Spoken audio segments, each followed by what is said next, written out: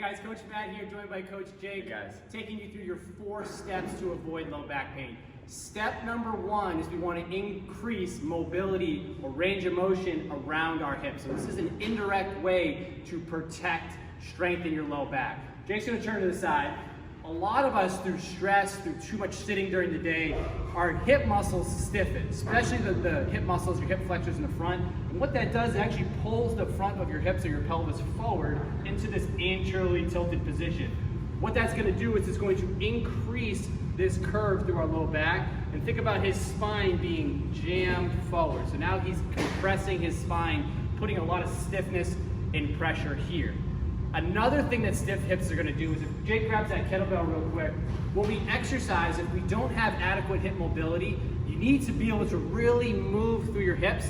And that way, when I go down for like a deadlift, for example, if he has good hip mobility, he's going to allow himself to get into a good position and keep his low back and chest nice and proud, keeping his spine in a good position. Jake, stand back up. Let's say he doesn't have mobile hips. He's really stiff through his hips. When he goes down to that kettlebell position, well, his hips are going to run out of room. He's not going to be able to move any more through his hips.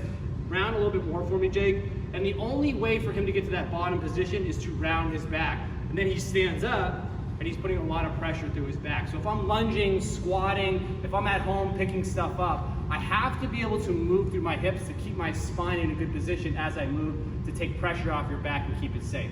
So now we're going to get into our 3 favorite hip mobility drills that we want you to do. Use them as warm-ups, use them at cool downs at the end of your workout, or just do them throughout the day. All right, guys, let's get into our 3 favorite hip mobility drills. Number 1 is our mountain climber stretch. I'm going to give a little demo here. Jake's going to get down to the floor. Step number 1, this is really good to open up your quads and your hip flexors and take pressure off those hips. So step 1 is hands under the shoulders. We're going to take the knees and we're going to drop them back behind the hips. From here, Jake's going to take left side, his left foot, outside left hand, toe straight ahead. And then from here, we got to pause and own our position. What he's thinking about is a couple things. Step number 1 is push your belt buckle forward. That's going to create some good length through that down hip. Step 2 is to drive our chest proud, flat on our back. And think about getting tall to the top of your head. Now, when we stretch, we need to exhale. So exhale and breathe out. That's going to loosen the muscles and give you more of a stretch. You're going to alternate sides, recommend somewhere in the 5 to 8 per side. If you're somebody who doesn't like getting down to the floor, we can do the same thing from an elevated surface, a couch or a table.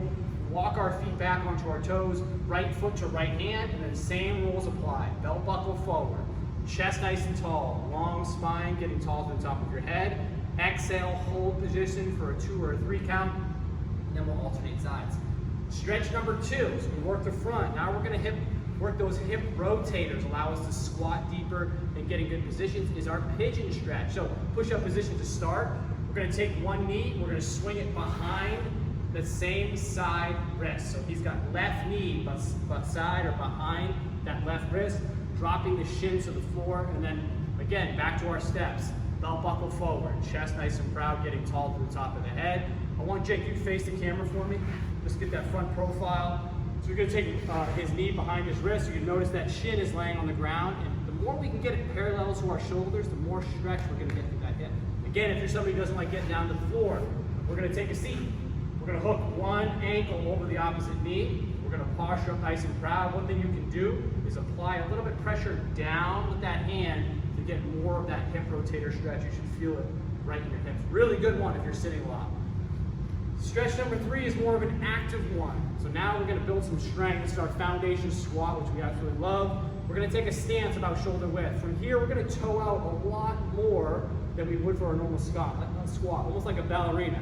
From here, we're going to go hands out front, pull our shoulders back. We're going to bring our knees forward and drive them as wide as we possibly can. We're getting a big stretch to our groin, big stretch to our hips. Our belt buckle comes forward and chest stays tall. We're going to drop as low as we can. We're going to hold position there, like we got a glass of water on our head. Hold that for a few breaths, a 3 count, big exhale, and then we'll stand up. Let's do one more, Jake, from the side so you can see that side profile. Again, toes way out, hands reach, shoulders back. Beautiful straight line, head to tailbone. Belt buckle comes forward. It's almost like he's leaning back into a wall. Spine is vertical. Getting a massive hip stretch. You feel that? Feel that. We're building strength, which is really important. Hold to the bottom and then come on up. So there's your 3. Use them as warm-ups. Use them as cool down. Do them during the day if you're sitting a lot. Your back will thank you.